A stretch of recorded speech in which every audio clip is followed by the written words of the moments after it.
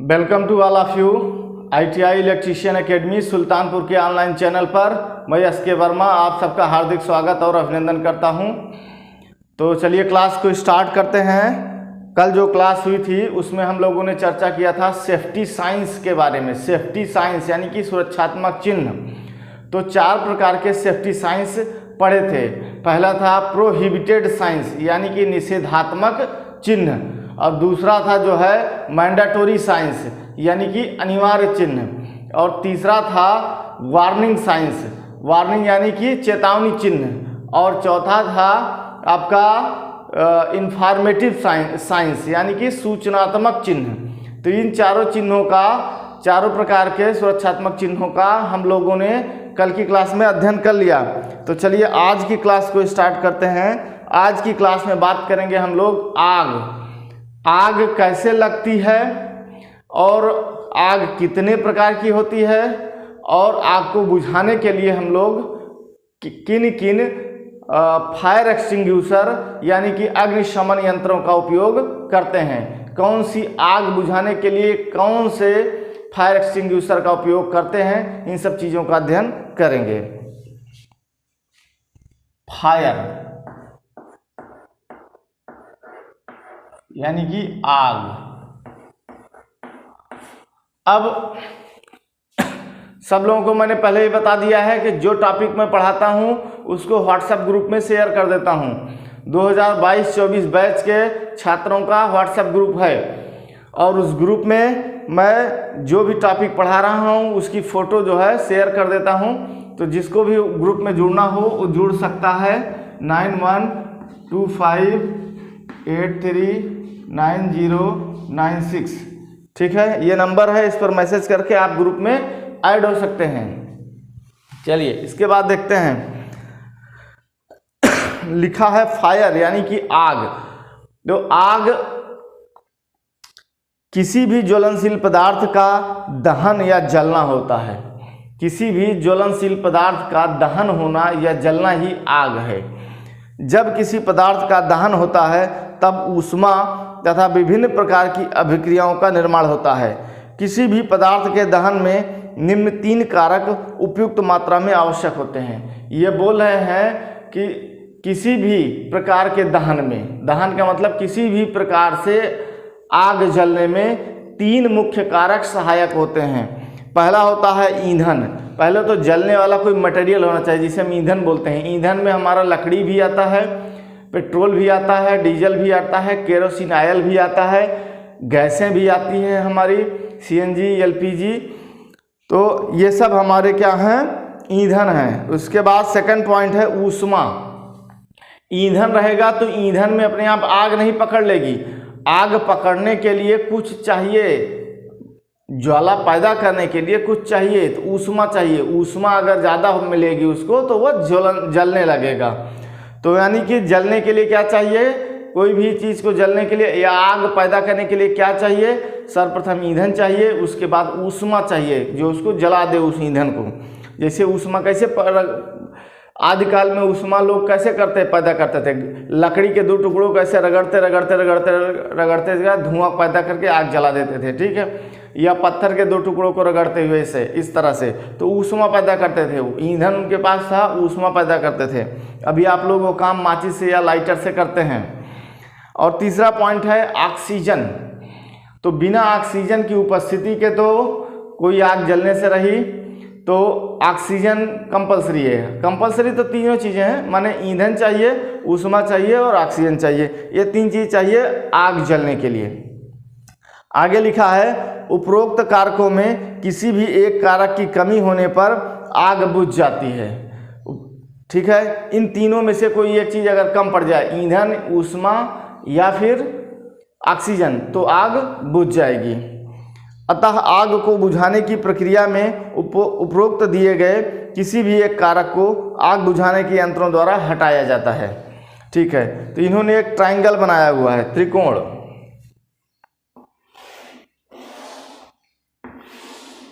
इस तरह से एक त्रिकोण बनाया हुआ है इन्होंने।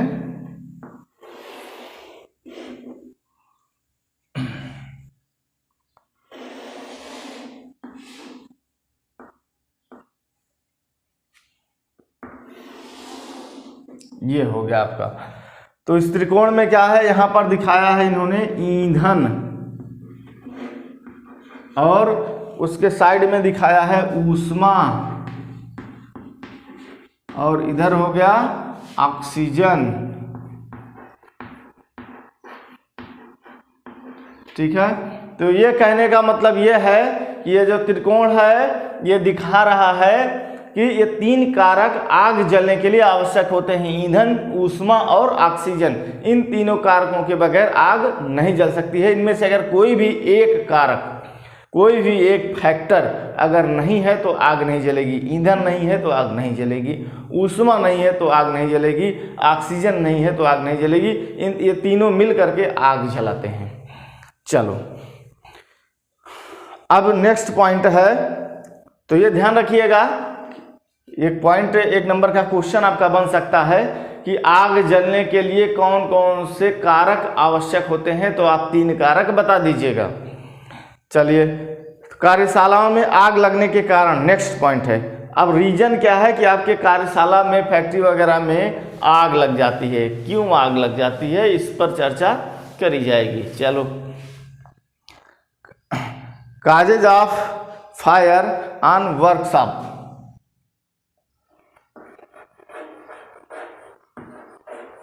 Causes of fire on workshop.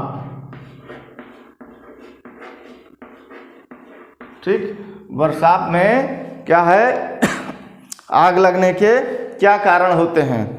तो पहला कारण है वैद्युतिक शॉर्ट सर्किट अथवा अत्यधिक स्पार्किंग होना। कहीं शॉर्ट सर्किट हो गया, वो तो आपको पता ही है। शॉर्ट सर्किट अगर हुआ तो देखो सेफ्टी डिवाइस लगा होना चाहिए। सेफ्टी डिवाइस लगा है, अगर शॉर्ट होगा तो तुरंत ही क्या हो जाएगा, लाइन ट्रिप हो जाएगी। लेकिन अगर सेफ्टी डिवाइस नहीं लगा है तो फिर तो शॉर्ट सर्किट होगा, आग जलेगी, धुआं होगा, बहुत कुछ होगा। फिर अक्सर लोगों की दुकानों में देखिए ये प्रॉब्लम आती है कि शाम को शटर बंद करके जाते हैं और उसके बाद रात में उनके दुकान में आग लग गई। अब लोग बोलते हैं शॉर्ट सर्किट से आग लग गई। शॉर्ट सर्किट हुआ क्यों, कोई रीजन तो रहा होगा ना भाई। शॉर्ट सर्किट रीजन के लिए तार पुराना हो गया था इसलिए लग सकता है, चूहा ने काट दिया इसलिए लग सकता है, या तार जो लगे हैं वो कमज़ोर हैं और लोड ज़्यादा है तो तार गर्म होकर के धीरे धीरे चिपक गए हैं आपस में। ये सब कारण हो जाते हैं शॉर्ट सर्किट के। तो सेफ्टी डिवाइस में एमसीबी अगर नहीं लगाए हैं तो फिर गड़बड़ा जाएगा। अगर एमसीबी लगा है तो क्या करेगा, एमसीबी ओवर करंट पे तुरंत ट्रिप करा देगा लाइन को, और कम से कम सामान वगैरह जलने से बच जाएगा। थोड़ी सी वायरिंग डैमेज रहेगी, उसको अगले दिन आप सही कर लेंगे। या फ्यूज लगा हो, फ्यूज उड़ जाए। चलो, इसके बाद है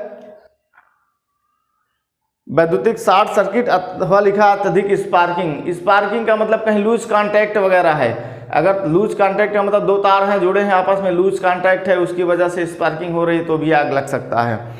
या जो है स्पार्किंग और भी, या चिंगारी वगैरह, देखिए जहाँ बिल्डिंग वगैरह होता रहता है, ग्राइंडिंग करते रहते हैं लोग ना, तो वहाँ चिंगारी आती रहती है, तो उससे भी आग लग सकता है। दूसरा पॉइंट है ज्वलनशील पदार्थों की उपस्थिति, जैसे मोबिल ऑयल, मिट्टी का तेल, diesel, petrol, LPG gas, oxygen gas cylinder आदि। तो ये सब गैस सिलेंडर जो है, एलपीजी वगैरह अगर रखे गए हैं ज्वलनशील पदार्थ में, आपका पेट्रोल रखा गया है, मोबिल ऑयल रखा गया है, डीजल रखा गया है, हर फैक्ट्री में रहता है, ज़रूरत लगती रहती है, हर फैक्ट्री में गाड़ी वगैरह रहती है तो उनके लिए डीजल मंगाना पड़ता है। और क्या है, इसमें हाइड्रोलिक ऑयल जो मशीनें होती हैं हमारी, बहुत सारी मशीनें, मतलब मशीनों का कॉन्सेप्ट ही आप समझिए कि मैक्सिमम मशीनें हाइड्रोलिक बेस्ड होती हैं, हाइड्रोलिक पे ऑपरेट होती हैं। तो हाइड्रोलिक मशीनों में हाइड्रोलिक ऑयल डाला जाता है। जब हाइड्रोलिक ऑयल डाला जाएगा उसमें, तो ऑयल तो स्टोर करके आपको रखना पड़ेगा, कई 100 ड्रम रखा जाता है ऐसे।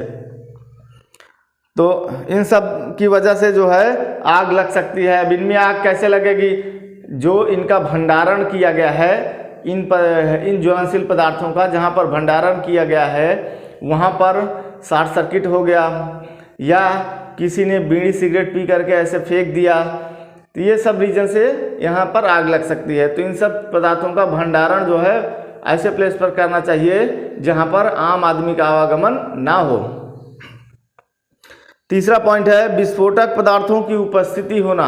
विस्फोटक पदार्थ, तो आपको विस्फोटक पदार्थ पिछले क्लास में ही, हम पीछे की क्लासों में बता चुके हैं। RDX है, जिलेटिन है, अमोनियम नाइट्रेट है, तो ये सब विस्फोटक मटेरियल में आते हैं। और किसी कारण से भाई अलग अलग फैक्ट्री में अलग अलग तरह का काम होता है, अगर वहाँ रखा गया है विस्फोटक। और यह देखिए अभी आप लोग दीपावली आ रही है, दीपावली में भी ऐसे जो क्रैकर्स है, विस्फोटक मतलब क्रैकर्स, या जो पड़ाके होते हैं उनको क्रैकर बोला जाता है। तो जहाँ पड़ाके बनाने वाली फैक्ट्री होती हैं उन सब में आग लग जाती है, पूरा का पूरा घर जो है वो 10 मिनट में पूरा तबाह हो जाता है। तो विस्फोटक पदार्थों की उपस्थिति, अगर विस्फोटक पदार्थ जहाँ रखे गए हैं तो वहाँ भी विस्फोट हो सकता है, आग लग सकती है। आग लगने का मुख्यतः रीजन देखो, पहले तो इन सब चीज़ों को जो है नॉर्मल टेम्परेचर वाली जगह पर रखना चाहिए, ऐसे स्थान पर रखना चाहिए जहाँ पर तापमान इंक्रीज ना हो, किसी भी रीजन से तापमान ना बढ़े वहाँ पे। और दूसरी बात का ध्यान रखना चाहिए कि वहाँ पर इलेक्ट्रिकल वायरिंग वगैरह बहुत ही अच्छी तरीके से करी हुई होनी चाहिए, शॉर्ट सर्किट बिल्कुल नहीं होना चाहिए, नहीं तो बहुत नुकसान होता है फिर। अच्छा, लास्ट पॉइंट है सर्दियों में हाथ तापने के लिए लकड़ी के टुकड़े, तेल में भीगा जूट आदि जलाना।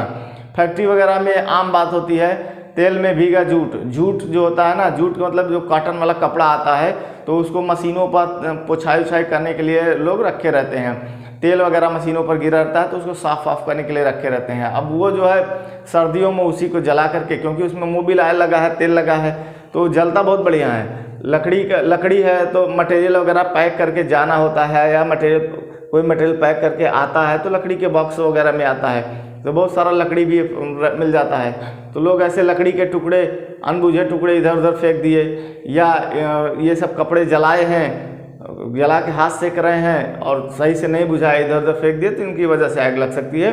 दूसरी चीज़ जो है कि जो ज्वलनशील पदार्थ हैं उनके आसपास तो पहले ये सब करना ही नहीं चाहिए। ज्वलनशील पदार्थों के आसपास आम आदमी को जाने ही नहीं देना चाहिए, तो आग वहाँ हाथ सेकने वाली बात तो दूर की बात हो जाएगी।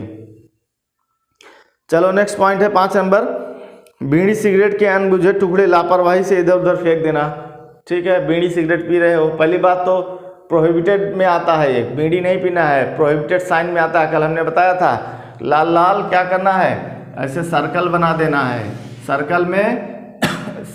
सर्कल में इसका जो बॉर्डर बनेगा वो कौन से कलर का हो जाएगा, बॉर्डर रेड कलर का हो जाएगा। इसमें क्रॉस पट्टी बन जाएगी, रेड कलर की हो जाएगी, ब्लैक कलर से साइन बन जाएगा, इस पर ब्लैक कलर से बीड़ी या सिगरेट का एक सिंबल बना दीजिए। तो ये प्रोहिबिटेड साइन में आता है, यानी कि निषेध है।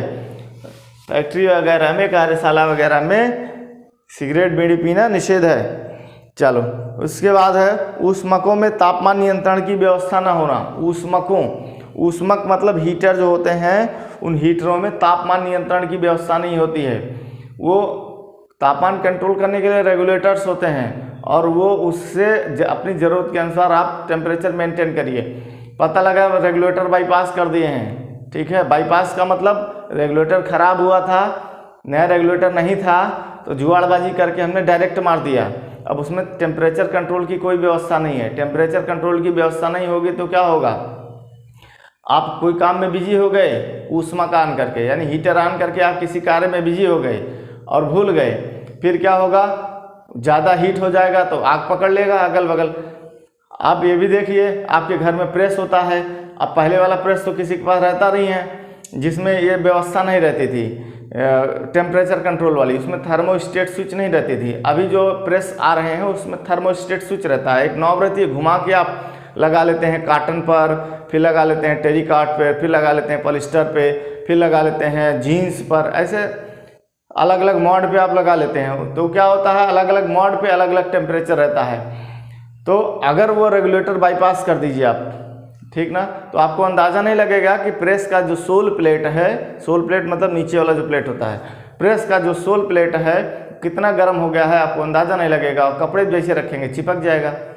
ठीक है, तो मेरे साथ ऐसा ही है, मेरे घर में अभी जो प्रेस है वो डायरेक्ट हो रखा है, वो कंट्रोल ही नहीं कर रहा है, तो परसों एक कपड़ा जला दिया उसने।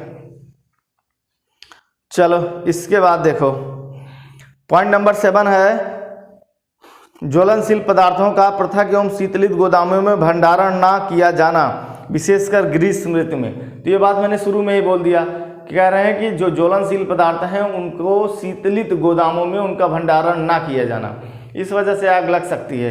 तो गर्मियों में खास तौर से टेम्परेचर तो ऐसे बढ़ जाता है, 47-48 डिग्री टेम्परेचर तो ऐसे ही चला जाता है, कहीं किसी कमरे उमरे में रखे हैं वो और हीट कर जाता है। तो जो ज्वलनशील पदार्थ होते हैं उनको शीतलित गोदाम, शीतलित का मतलब जिन गोदामों में एसी वगैरह की व्यवस्था हो, ठंडा हो वहाँ पर, या ऐसा कोई कमरा हो जो 3-4 मंजिला बिल्डिंग हो, ठंडा हो, उतना गर्म ना होने पाए, तो ऐसी जगह पर ज्वलनशील पदार्थों को रखना चाहिए। इसके बाद है next point number 8, welding, grinding आदि की व्यवस्था ज्वलनशील पदार्थों के निकट होना। ज्वलनशील पदार्थों के निकट आप वेल्डिंग कर रहे हैं, ग्राइंडिंग कर रहे हैं, तो उससे चिंगारी पड़ती है और चिंगारी से आग लग सकती है। देखो बहुत सारे जगहों पर आप देखोगे वेल्डिंग करते रहते हैं लोग, ग्राइंडिंग करते रहते हैं, अब वहीं से बगल से आदमी जाता आता रहता है, जो चिंगारी उठती है ना कपड़े उपड़े पर अगर पड़ गई तो छेद हो जाता है, हाथ पे आपके पड़ गई तो जल जाएगा, इस तरह से दिक्कतें होती हैं। चलो पॉइंट नंबर 9, ज्वलनशील गैसों की निकासी के लिए पर्याप्त वातायन व्यवस्था यानी कि वेंटिलेशन अरेंजमेंट ना होना, विशेषकर रासायनिक कार्यशालाओं में। केमिकल फैक्ट्रीज जो होती हैं उनमें खास तौर से, क्योंकि उनमें तमाम तरह की गैसें निकलती रहती हैं, तो गैसों के निकलने के लिए पर्याप्त वेंटिलेशन होना चाहिए। अगर पर्याप्त वेंटिलेशन नहीं है, वेंटिलेशन का मतलब आप समझिए कि हवादार व्यवस्था होनी चाहिए। वेंट का मतलब होता है छिद्र, तो वेंटिलेशन का मतलब छिद्र होने चाहिए, यानी खिड़की उड़की होनी चाहिए उसमें, और स्वच्छ वायु का निर्बाध आवागमन होना चाहिए उनमें से। चलो तब ये हो गया कार्यशालाओं में आग लगने के कारण, ये कंप्लीट हो गया। 9 कारण दिया था इन्होंने। इसके बाद है आग के प्रकार, टाइप्स ऑफ फायर। तो कितने प्रकार की आग होती है चलो देख लिया जाए। A type, B type, C type, D type, ऐसे 4 प्रकार की आग होती है। तो लिखा है इन्होंने, दहन होने वाले ज्वलनशील पदार्थों के आधार पर आग या अग्नि को विविध श्रेणियों में विभाजित किया गया है जो निम्नवत है। चलो types of fire, causes of fire में तो हमने कोई लिखा ही नहीं, क्योंकि विशेष ऐसा कुछ था नहीं, क्या लिखूं। टाइप्स ऑफ फायर,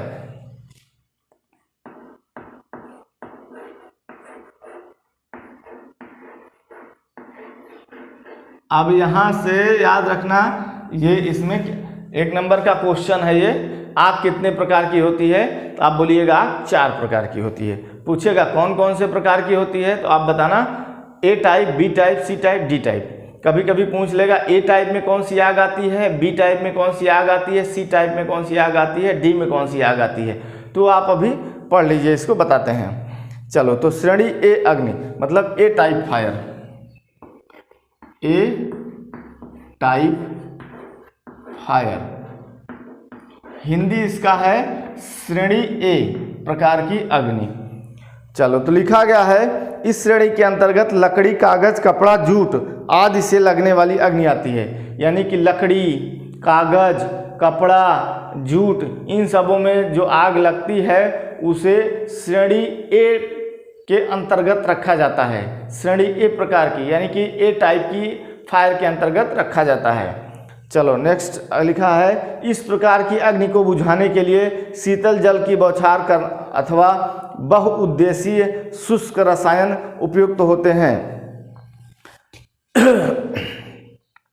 तो कह रहा है कि इस प्रकार की आग को बुझाने के लिए शीतल जल की बौछार, यानी कि आप जो है पानी से इस प्रकार की आग को बुझा सकते हैं। अगर पानी के अलावा दूसरा कुछ है, जैसे आपके उसने लिखा है ना, एक लिखा है कि बहुउद्देशीय शुष्क रसायन, ठीक है, शुष्क रसायन में लिख दे रहा हूँ, शुष्क रसायन। तो ये ना शुष्क रसायन जो होता है ये मतलब पाउडर टाइप में आता है। अभी आगे आप पढ़ोगे कि पाउडर टाइप फायर एक्सटिंग्विशर, तो वो ABC टाइप की आग को बुझाने के लिए इस्तेमाल किया जाता है। अभी एक आध फिगर भी आप लोगों को दिखा देता हूँ तो उससे आप समझ जाएंगे। तो चलो अभी दिखाएंगे आगे। ये हो गया लकड़ी, कपड़ा, कागज में लगी आग।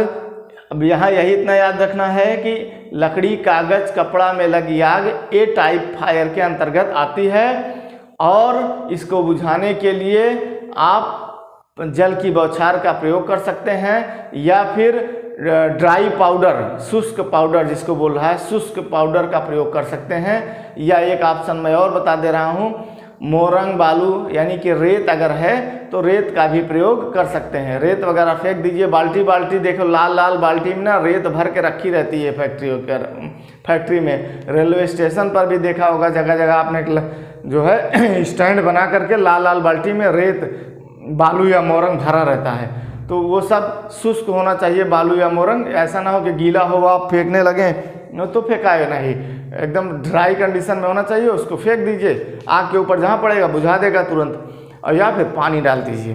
तो चलो ये हो गया आपका श्रेणी ए टाइप की फायर। दूसरा आता है श्रेणी बी टाइप की fire. B type fire,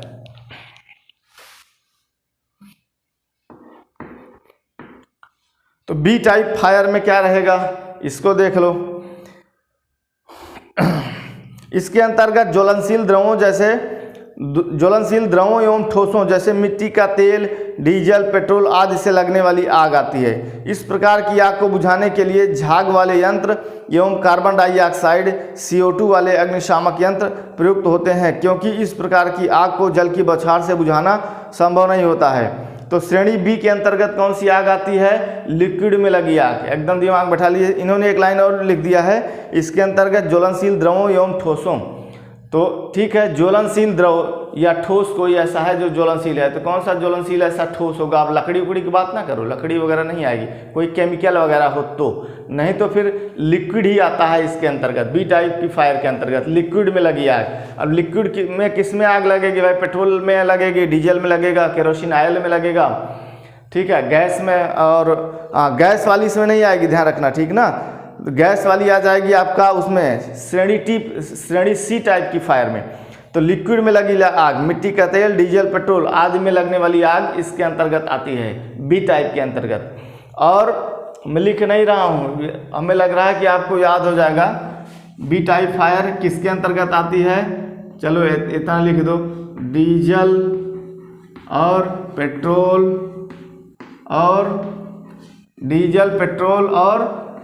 kerosene oil. Kerosene oil का मतलब मिट्टी का तेल।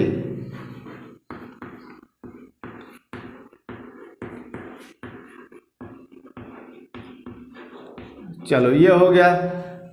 तो ये आएगा बी टाइप की फायर में। इसको बुझाने के लिए कौन सा फायर एक्सटिंग्विशर यूज करेंगे? बुझाना, अग्निशमन कैसे करेंगे इसका? अग्निशमन कैसे करेंगे? अग्निशमन तो इसको बुझाने के लिए CO2 वाला, कार्बन डाइऑक्साइड वाला अग्निशामक यंत्र, या फिर झाग वाला foam type fire extinguisher use करेंगे। कौन सा अभी लिख लीजिए, मैं एक एक के बारे में फिर बात बताऊंगा। फोम टाइप, FOAM, फोम, इसको बोलते हैं झाग, ठीक है। झाग बर्थडे में कभी फोड़े हैं? एक आता है ना, ऐसे दबाइए, फोड़िए उसको, पटाख से पूरा झाग मुंह पे, सर पे सब आके पड़ता है ना, बस ऐसे ही झाग वाला रहता है। फोम यानी कि झाग वाला यंत्र, झाग वाला यंत्र। या दूसरा कौन सा? CO2 वाला, CO2 टाइप। अब आगे लिखना है CO2 टाइप फायर एक्सटिंग्विशर लिखना है, वो आप समझ लीजिएगा। तो कार्बन डाइऑक्साइड वाला, तो कार्बन डाइऑक्साइड वाला कैसे काम करता है? आपको पता ही है कि कार्बन डाइऑक्साइड जब ज़्यादा हो जाती है तो ऑक्सीजन की कमी हो जाएगी, वहाँ पर ऑक्सीजन की कमी हो जाएगी तो आग बुझ जाएगी।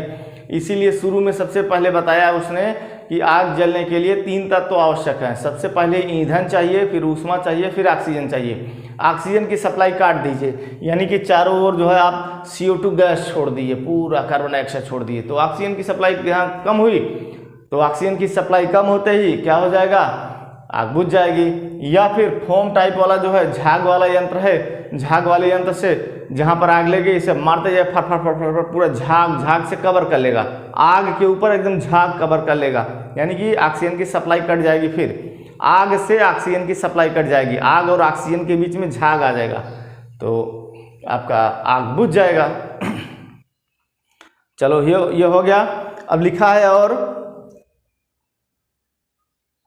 लिखा है कि इस प्रकार की आग को जल की बौछार से बुझाना संभव नहीं होता है। पानी जैसे मिट्टी का तेल, पेट्रोल, डीजल, इन सबों में अगर आग लगी है, पानी आप डालते हैं ना तो जल्दी ये बुझती नहीं है। तो इनको बुझाने के लिए आप इसका प्रयोग कर सकते हैं, CO2 वाला, झाग वाला, या फिर आप चाहें तो उसका भी प्रयोग कर सकते हैं। जो रेत वाला बात हमने बताया, रेत की बाल्टी वगैरह वाला, बालू है, मोरंग है, उसको भी आप प्रयोग कर सकते हैं इसमें। मेरे साथ एक बार दुर्घटना हुई है इस तरह की, और दुर्घटना का थोड़ा सा मैं आपको बता दूं। जैसे बहुत पहले की बात है, बचपन की बात है। घर वगैरह में, तब गांव वगैरह में लाइट का व्यवस्था इतना नहीं रहता था। लाइट तो था लेकिन लाइट आती नहीं थी कभी भी शाम को। तो शाम को लालटेन या लैंप जलाना होता था, तो उसमें मिट्टी का तेल भर के रखना होता है।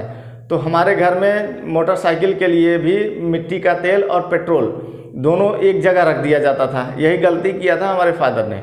उन्होंने क्या किया कि मोटरसाइकिल में डालने के लिए पेट्रोल ले आए, वो रख दिए, जहाँ मिट्टी का तेल रखा था वहीं वो भी रख दिए। हमने शाम को लैंप का शीशा वगैरह क्लीन किया, उसके बाद उसमें मिट्टी का तेल डालने की जगह हमने पेट्रोल डाल दिया। बचपना था, छोटा था, उसकी महक वगैरह से हमको अंदाज़ा नहीं लगा।